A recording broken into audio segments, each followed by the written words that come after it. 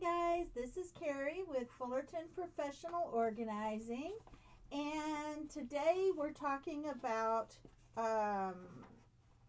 Michelle O'Malley and Jennifer Rosekamp and some of their ideas for getting through your decluttering and organizing when you don't feel motivated.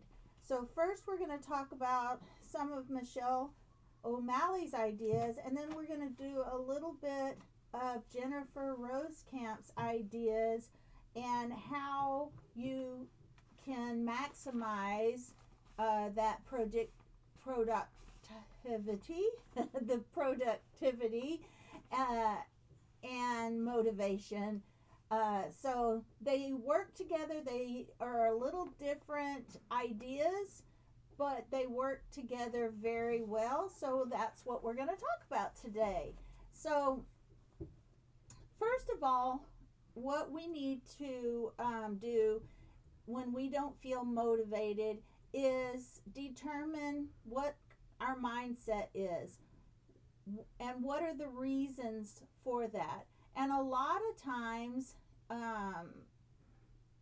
people just don't know where to start. They're overwhelmed, or they feel like their family destroys the home faster than they can keep up with it, or it's not appreciated. The family doesn't help. Their kids and spouse don't help, and they're doing it all on their own. And the first thing we're going to talk about is time and prioritizing what is the most important to you, because some people just don't feel like they have enough time. So you have to prioritize the most important areas and the most important spaces, and maybe lower your expectations. Maybe before kids you were able to keep your home clean, and now you have kids and you can't keep it as perfect as you would like it. Create a realistic plan or blueprint for how you want your home to look. Change your story about time. That's what Tony Robbins says. I have time to do such and such. Instead of I don't have time to declutter, organize, and clean my home, maybe just say, what do you have time for? I have time to do this morning. I have time to do this after lunch. I have time to do this before bedtime. And then try developing maybe some new habits, but just one at a time. Again, we're being realistic here. And in the book, I forgot the name of the book, but anyway, there's 4 laws. Make it obvious, make it attractive, make it easy, and make it satisfying. What is the time worth to you? What are your expectations? And a way to change habits, let's just use my example of trying to drink more water. Well, I decided I would drink more water if I bought the bottled water. I know it's more sustainable to buy a water bottle and keep refilling the water bottle, but I was not doing that. So I have a bottle of water by my coffee pot, a bottle of water on my desk for when I'm working, and a bottle of water by my bed so that I can drink water in the morning, or I can drink water before bed. I can drink at my desk along with my coffee, and I can drink some water before my coffee, after my coffee. So I try to drink at least 3 bottles, the 16-ounce bottles of water a day.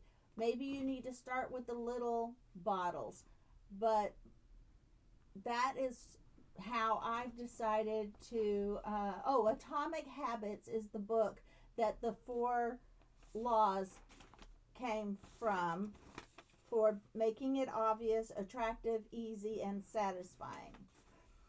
All right, and now dealing with overwhelm, which we all get overwhelmed every so often. But if you're overwhelmed with an area in your home that you really need to get done, break it into small areas or small zones, or just take it one drawer, one cabinet, one shelf at a time. Start with an easy area first. Change your mindset about the area and then create a plan. Now, burnout. Burnout is a whole different thing. Maybe you need to just take a few days to do some self-care and then get back on schedule. Maybe you and your spouse are fighting over how often it gets done, what gets done, and who's going to do it. Maybe you have a little more money than you have time. How about hiring someone to do the housework? Or hire someone to help you get organized, to get you started. I know when I was working retail and I had a party business, I couldn't keep up with the house, and I hired someone because I was always resentful, I was always mad, and I wanted my house to be clean, not perfect, just clean. I wanted to have Bible studies in my house. I didn't want to have to worry about, it being clean when I had guests. So I hired someone to come every other week. Now I 100% do it all on my own, but sometimes we just need to hire help, and sometimes it improves your marriage because you're not fighting all the time, or you're not resentful all the time. And another thing is, try to make it fun. You may find your favorite music, your favorite podcast, your favorite book, audible book. What would make it more enjoyable? Find a way to make it more enjoyable.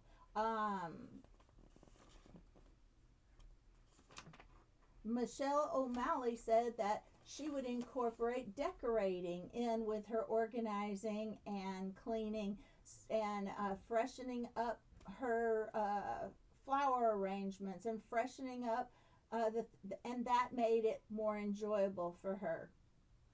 Now, if you don't feel appreciated, we cannot change how other people react to what you do. Others may not find what you do in the home as enjoyable as you do. They may not find it as important as you do, but you can change your attitude. What is your why, and what are your expectations? Do you need to compromise, or what is it that's most important to you? If it's something that you really want, then you may have to just do it yourself and be happy with that. How about if you are struggling with mental illness or disability? Maybe you just can focus on what you can do and try not to focus on what you can't do. She mentioned Mel Robbins was going through depression, and she struggled with getting out of bed. And then she thought of, how the rockets, you count down 5, you count down. Well, so she started using that process to get out of bed. 5, 4, 3, 2, 1, do it. And that's how she found some motivation to get out of bed when she was depressed. All right, now let me do a little review of what we just talked about. Michelle O'Malley reviews with us the top 5 reasons we can feel unmotivated. She then shares tips she's learned to overcome that. And she has a YouTube channel, and I'll leave that in the description. But when you struggle to get out of bed or to get something done, try Mel Robbins' tactic of counting down from 5. When you get to 1, do the task immediately. Michelle says, I have spaces in my home that were not organized for 7 years, and the clutter just piled up, and I just couldn't figure out where to start. I started with one project at a time and then took that step by step. Procrastination can be a lack of habits. You may need to create new habits that are obvious, attractive, easy, and satisfying. And I also recommend the book Atomic Habits. It's really, really good. And the next one I want to read is Habit Stacking, and I have not read that yet. So we'll talk about that on another podcast. If you get anxiety and feel stressed about clutter, try using the 4-7-8 breathing tactic. Breathing in for 4 seconds, hold for 7 seconds, and then breathe out for 8 seconds. It's supposed to calm anxiety. Now, ask yourself what is worth your time. You may need to step back and reset some of your expectations, especially if you have little ones at home. You know, toys on the floor are okay. That is the thing. I remember growing up, my mom used to constantly be upset because we had toys on the floor. And I always tried to explain to her, well, especially since me and my oldest brother, we were a lot older than the youngest one. The youngest one was born when I was in high school. So there was always baby stuff everywhere and toys everywhere, and it upset my mom a lot. And I would tell her, look, it's baby stuff. I mean, we have baby, you have babies. I didn't have a baby, but you have a baby, and we have a sibling that's a baby. So there's going to be toys. People are not going to come over and be like, oh my gosh, I can't believe that child has toys on the floor. Babies play with toys on the floor. I don't know. I just thought those expectations were a little drastic. So, next, how about change your story about how you feel about time? Instead of saying you don't have enough time to clean, tell yourself you do have some time in the morning to do this, or etc. When you are feeling overwhelmed, break up the task into smaller sections and start with the easiest space first. Now, instead of worrying about how much work the task will be or how long it will take, tell yourself some positive things such as, I know I can get through this eventually. I can get it done if I keep doing a little at a time. If you are feeling burnt out, one thing you can do is take a break. You can also outsource the work if possible. If you have a little extra money, you can hire someone. If you are feeling unappreciated, well, take the emotion out of the task and try to reset your expectations again. If you are struggling with a mental illness or disability, there are many things you can't control. Only focus on the things you can control. Now, that segues into the next lady, Jennifer Rosecamp, and some of the things she says about she says every day we have two things that enable us to get tasks done: our brain power and our energy level. Those two things are very important to understand when staying motivated as well. Now, brain power, focus, concentration. You have parts of your day that it's high and parts of the day that it's low. Same thing with any energy level. You have high energy levels and you have low energy levels. Sometimes people have high energy levels in the morning, some have it in the afternoon. Some have more brain power after lunch. Some have more brain power before bed. You know, when you can't sleep and your brain just keeps going and going and going. Well, anyway, not all tasks are equal either. There's a difference. Your real superpower is going to be the ability to know the difference and how to use this to manage your task that is unique to you. These are ways that you can stop wasting time, do tasks that are the most important, or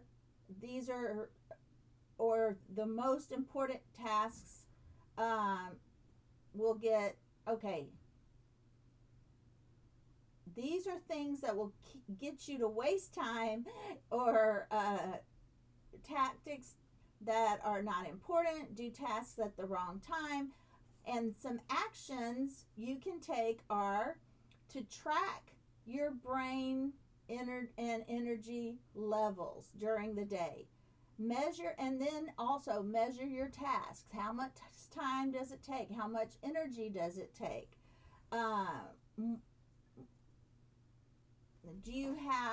Is the task take more thought process, or does it take more energy? And then match the task to the brain and energy level times in your day. Motivation may be needed when you have to complete tasks that are still hard, like we mentioned with the at the beginning of this podcast. You may need to listen to your favorite music. You may need to listen to an audio book or your favorite podcast, or watch TV while folding laundry, or shredding documents, something like that. All right, so now we're going to do a little review of Jennifer Rosskamp, especially since I had a little moment in there that didn't make sense. I know I didn't, and I'm just going to move on because we are going with progress, not perfection, and my podcasts are far from perfect, but I do believe they have a lot of information, and so we're going to move on to what Jennifer does for people. So many of us face the problem of too much to do and not enough time to do it.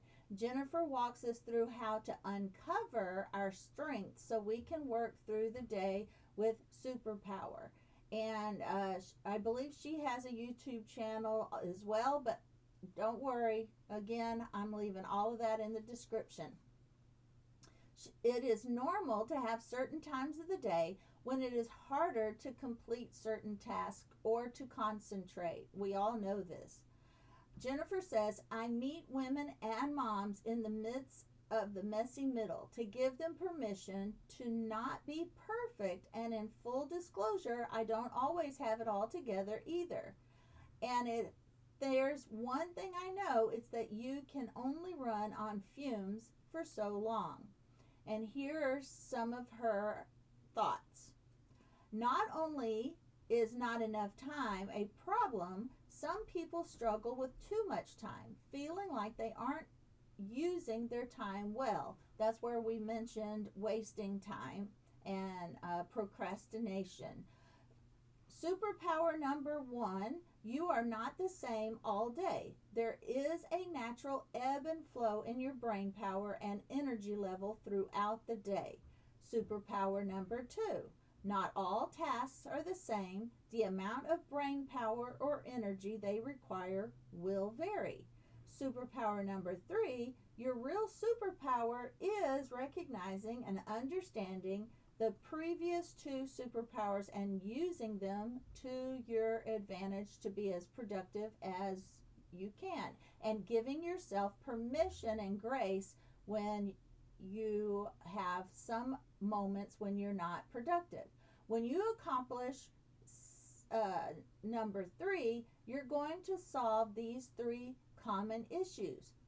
wasting time, doing things that aren't important, and doing the wrong things at the wrong time. These are the things that I mentioned in my notes that I didn't come across very well to you in this podcast. So that's why I love to do a review, because then it ties all of what I say in my notes together. Now, Jennifer suggests tracking your energy levels and brain power throughout the day. Find where you ebb and flow. Measure your tasks by the amount of brain power or energy required to complete the task. And match your tasks together appropriately when possible. For example, high energy tasks should be done at times when your energy level is high. And if you have never thought about this, this will be very helpful when you figure all of these things out. If you have to complete a task that takes energy at a time that's not optimal because it's out of your control, you have to work when you have to work, especially if you are in an office, but at home you have a little more flexibility. But if it's not going to be working with your best brain and energy levels, then you have to give yourself a little extra help, such as playing some of your favorite music to push you along, or like we've said in previous times, that favorite podcast, that favorite audio book, that anything that'll make your tasks more enjoyable. All right, guys, that is it for today's podcast. I know you got some good information out of this, and I will see you on the next podcast. Thank you for watching.